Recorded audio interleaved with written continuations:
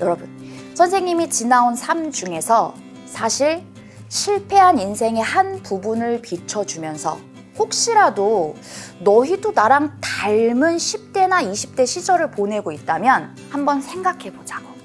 왜?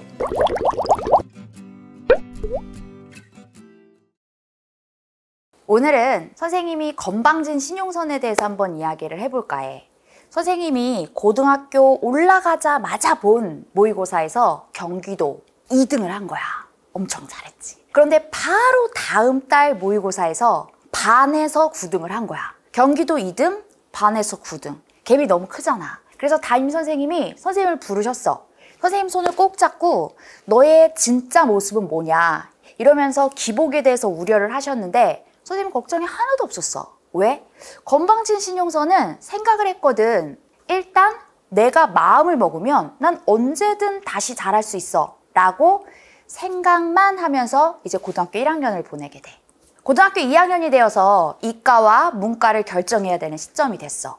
적성검사를 보면 사실 맨날 뭐든 해도 좋다가 나오거든. 딱 중간 타입이어서 선생님은 고민을 했어. 하고 싶은 게 진짜 많기도 했고 딱히 없기도 했고 그래서 고민을 시작했는데 그때 마침 서부 개척 시대에 여자 의사가 아주 멋진 활약을 하는 미국 드라마 닥터 퀸이라고 하는 미국 드라마를 하는 거야. 거기에 홈빡 빠져서 그래 난 이과야 난 의대를 가겠어 라고 결심을 하고 의대를 목표로 이과를 결정해서 고등학교 2학년에 올라가게 돼. 그런데 문제가 뭐냐? 2학년에 올라가면서 미드가 재미없어진 거야. 그래서 할 수 없이 라고 말하기엔 좀 웃기지만 사실 의사에 대한 흥미가 같이 떨어지면서 이과 공부에 대한 흥미가 함께 떨어졌어. 그 다음에 그럼 고등학교 졸업하면서 수능을 봤을 거 아니야. 수능을 보고 받은 내 점수가 건방진 신용선 마음에 들었을까? 아니겠지? 당연히 재수 생활이 시작돼. 나는 문과로 바꿔서 재수를 했어. 과에 흥미가 없었다? 이과 공부에 실패했다. 이렇게 생각하지는 전혀 않았고 건방진 신용선은 난 꿈이 바뀌었어. 내가 생각해보니까 난 참지 못하는 피가 끓는 그런 성격이 있어. 그래서 난 검사를 해야겠어 라고 생각해서 사실 검사를 목표로 법대 진학을 목표로 문과로 바꿨어 라고 생각했는데 시간이 좀 지나면서 생각해보니까 사실은 문과로 바꾸면 대학을 가기가 훨씬 수월하다라고 들은 풍월 때문에 사실 그게 좀 작용하지 않았나 싶어. 그래서 어쨌든 새로운 꿈, 이제는 검사를 꿈꾸면서 재수를 시작해. 그런데 재수를 하는 그 자체가 너무 우울한 거야. 건방진 신용선이 20살을 이 좁디 좁은 재수학원 안에서 보내야 된다는 생각 때문에 너무 우울했어. 선생님은 재수학원을 사실 삼성역 근처에서 다녔거든. 그래서 수시로 틈나는 대로 나의 우울함을 달래기 위해서 학원 옆 코엑스를 탐방하거나 학원 주변 산책하거나 아니면 음악 감상을 하면서 우울한 마음 달래면서 그렇게 재수 생활을 또 끝냈어. 자, 선생님은 그래서 목표로 했던 서울대 법대 진학은 턱도 없었고 이대 법대를 들어가게 돼. 근데 선생님 개인적으로 이대 법대 아주 만족스러웠어. 왜? 교수님들도 너무 좋으셨고 법학 공부가 적성에 너무 맞아가지고 진짜 내 인생 처음으로 새벽에 알람이 울리지도 않았는데 벌떡벌떡 일어나서 공부하러 학교에 가는 거야. 새벽 4시에 일어나서 12시에 잠이 드는 고시생 생활이 시작되었어. 처음 한 8개월간은 너무 재밌어서 진짜 피곤하다, 힘들다, 짜증 이런 거 전혀 모르고 열심히 했어. 그 덕분에 고시 장학금도 타고 그리고 학과 장학생도 되고 그리고 또 1차에도 사법시험 1차에도 합격을 했어. 그런데 건방진 신용선의 병은 또 도졌어. 그렇게 1차 딱 합격하고 소기의 목표를 달성하니까 또 해이해지는 거야. 그럼 내가 이 정도는 하지 라고 하는 생각 때문에 재수했기 때문에 빨리 합격해서 내 시간을 좀 보상받아야겠다 라고 생각했었는데 흥미가 떨어지자 이제 옛날의 용선이의 모습으로 돌아가는 거야. 아침에 알람이 울리는데 일어나지를 못해. 왜? 난 그 정도로 힘들게 공부했으니까 라고 생각했는데 힘든 기분만 들었던 것 같아. 그리고 조금만 답답하면 바로 고시독서실 때려치고 나가서 카페로 향하는 거야. 시원하고 맛있는 음료 먹고 주변 사람들도 가끔 보고 훨씬 더 집중과 컨디션 좋은 분위기에서 공부 열심히 한다고 생각했어. 그리고 나는 일주일에 한 번 정도는 늦잠 자도 된다고 생각했어. 왜? 난 힘들게 공부하고 있으니까. 그리고 너무 힘들게 공부하는 나니까 맛있는 걸 먹어야 된다고 생각해서 맛집 탐방에 또 일주일에 한 번씩은 집착했던 것 같아. 그럼 난 이렇게 힘들게 공부하는데 라는 생각 때문에 예능 한 편, 그리고 드라마 한 편 정도는 충분히 볼 수 있는 거 아닌가? 생각을 했고, 그리고 어느 순간 그렇게 힘들게 공부하는데 라고 하는 생각이 나를 지배하면서 공부 계획이 수정되기 일쑤였고, 공부 자체를 하는 시간보다는 공부해서 합격한 사람들의 후기 찾아본다거나 아니면 공부하는 방법, 뭐 슬럼프를 빠져나가는 방법 이런 거 검색하는 데 시간을 훨씬 더 많이 보냈던 것 같아. 그리고 또 그렇게 생각이 난 이렇게 힘들어 라고 하는 생각이 지배하면서, 누가 시킨 것도 아니고 내가 해야 해서 하고 싶어서 하는 공부인데, 그런 생각이 들기 시작하는 그 시점부터는 부모님이나 가족이나 내 친한 친구가 나를 당연히 배려해야 된다고 생각했어. 왜? 난 이렇게 열심히 공부하는데, 나 예민한 건 당연한 건데 날 배려해줘야지 라고 생각을 한 거야. 그렇게 해서 결국은 2차를 내리 떨어지게 되고, 선생님은 이제 진로를 또 한 번 결정해야 되는 시점을 맞이하게 돼.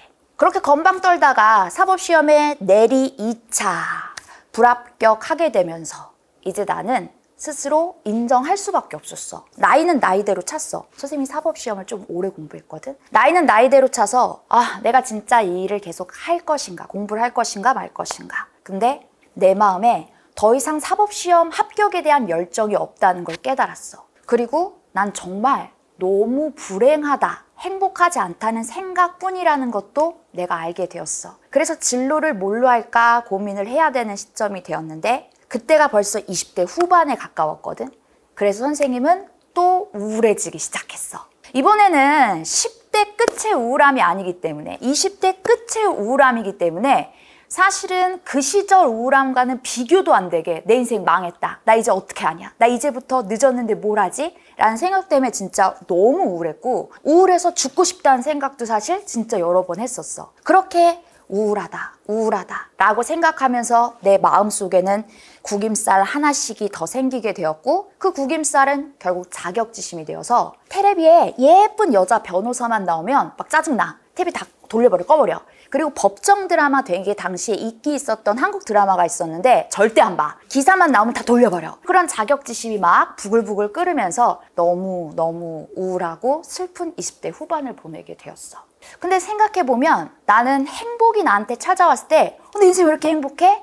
나한테 왜 행복이 찾아왔지? 이런 생각은 한 번도 안 한 애였어. 불행이 찾아오자, 일이 잘 안 풀리기 시작하자, 그때 비로소 왜 나만 이래? 내 인생 왜 이래? 라는 생각을, 원망, 탓함, 분노, 그런 것들에 대한 생각을 다 이제 하기 시작하면서 조금씩 돌이켜봤어. 그랬는데 요만큼 정도 공부해놓고 이만큼 힘들다고 생각을 하면서, 내가 너무 귀하고 아까웠나 봐. 이만큼 힘들다고 생각하면서 분위기만 내면서, 공부하는 기분만 내면서 결과적으로는 그렇게 공부해서 될 게 아닌데 너무 건방진 신용선으로 살았던 거야. 그래서 어떻게 보면 너무 당연한 결과인데, 내가 공부를 하고 있던 그 상황 속에서는 절대 몰랐어. 내가 건방진 상태였다라는 사실을. 그리고 합격선에 필요한 만큼의 충분한 그런 공부가 이루어지지 않았다는 사실을 나는 절대 몰랐어. 선생님은 너희에게 조언이나 충고를 할 생각은 없어. 왜냐면 내가 20대가 되어서 10대의 내 생각을 돌이켜보니까 마치 1층에서 세상을 보면서 30층에서 세상을 본 것처럼 막 다 아는 그런 교만함이 좀 있었어. 30대가 돼서 20대의 생각들을 보니까 불안하고, 그리고 사실 불안하면서 뭣도 잘 모르면서 자신감만 넘치는 그런 생각뿐이었어. 약간 부끄럽더라고. 그리고 나서 또 40대가 되어서 30대 내 생각을 보니까 그건 더 웃겨. 30대의 생각은 나도 살 만큼 살았는데, 나도 나이 먹을 만큼 먹었는데, 이런 생각 때문에 세상을 내 기준, 내 수준에서 저 사람은 저런 거야, 이 세상은 이런 거야 라고 너무 쉽게 규정하면서 살았더라고. 40대가 되니까 또 부끄러운 거야. 아직 50대는 아니야. 그래서 50대가 되고 60대가 됐을 때 돌이켜봤을 때, 지금 내 생각을 가지고 너에게 충고나 조언을 했을 때 내가 나중에 부끄럽지 않을까? 라는 생각을 하면 솔직히 자신 없어. 그래서 어떤 충고나 조언을 할 처지는 안 된다고 생각해. 그러나 여러분, 선생님이 지나온 삶 중에서 사실 실패한 인생의 한 부분을 비춰주면서, 혹시라도 너희도 나랑 닮은 10대나 20대 시절을 보내고 있다면 한번 생각해 보자고. 왜? 너희는 아직 10대, 20대 기회가 있어.